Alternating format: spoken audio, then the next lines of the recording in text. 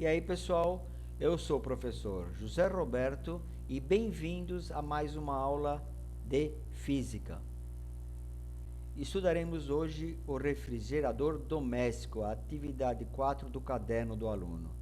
Na aula passada, nós estudamos a máquina térmica. A máquina térmica, você fornecia calor para ela e ela realizava trabalho. Nós vamos ver que o refrigerador, o circuito é inverso. Nós vamos fornecer trabalho e ela vai retirar calor. O ciclo é invertido. Vamos ver como funciona. A geladeira funciona em ciclos, utilizando um fluido chamado freon dentro de um circuito fechado. Aqui, ó. Ela tem como partes essenciais. Primeira, o compressor, aqui. Ele vai comprimir o gás e temos aqui a parte 2, o condensador, que fica atrás da geladeira, que esquenta, aquela parte que fica atrás da geladeira. Depois o gás vai passar por uma válvula descompressora, 3. E vai por último para o congelador, é a etapa 4, onde esfria, onde vai roubar calor. Vamos ver cada etapa em detalhe. Etapas do ciclo da geladeira. Primeiro, compressor. Devido à rapidez com que ocorre a compressão, essa etapa pode ser considerada adiabática. Adiabática significa que não há troca de calor com o meio externo. A temperatura e a pressão se elevam e, como não há troca de calor, o trabalho é realizado pelo compressor, é equivalente à variação da energia interna da substância. Vejam aqui, ó, de etapa de 1 para 2. O volume diminui, V1 para V2, e a pressão aumenta de P1 para P2. Etapa 2. Ocorre no radiador. Inicialmente, nós temos duas partes aqui, de 2 para 3, ocorre uma diminuição da temperatura à pressão constante. A pressão é constante e fica em P2 aqui. O volume está diminuindo de V2 para V3. Em seguida, ocorre uma diminuição isobárica, pressão constante, e isotérmica do volume. Isotérmica, temperatura constante. Condensação de 3 até 4. Pressão constante, isobárica, e o volume está diminuindo. O calor trocado, então, corresponde ao calor de esfriamento ou calor de condensação. Etapa 3. Ocorre na válvula descompressora. Essa etapa também pode ser considerada adiabática devido à rapidez com que ela ocorre. A pressão diminui e o volume aumenta. Vejam aqui o que ocorre, de 4 para 5.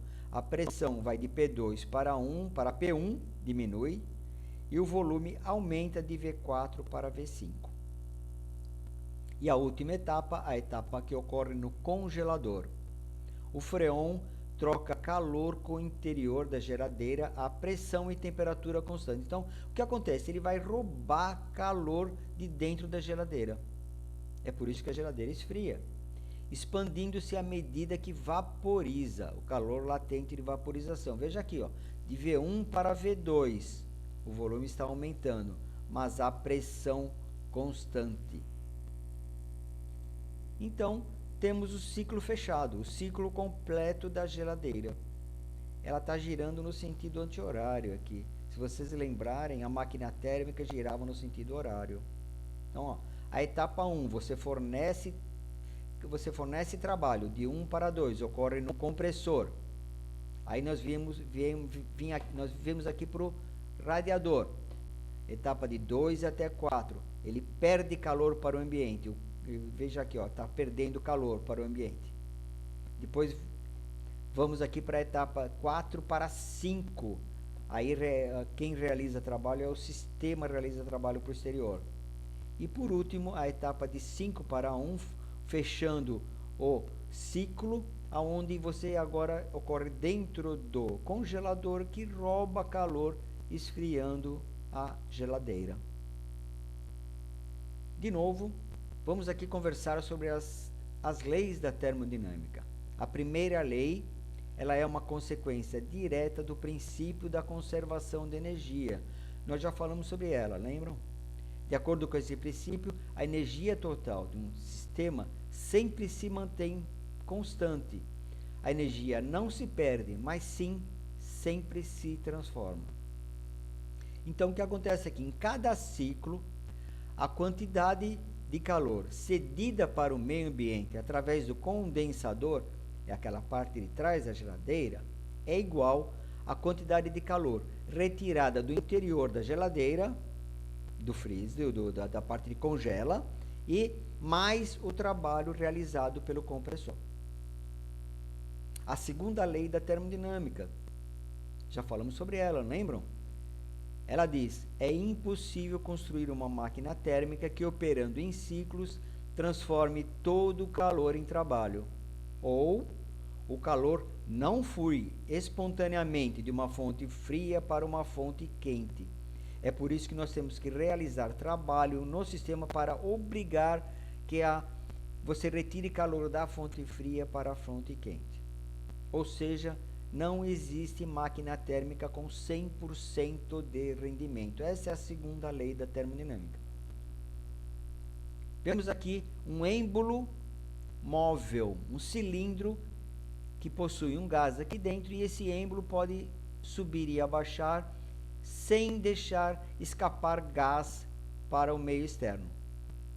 Bom, se você fornece calor para o sistema recebe calor, o êmbolo sobe, ou seja, você realiza trabalho sob o ambiente.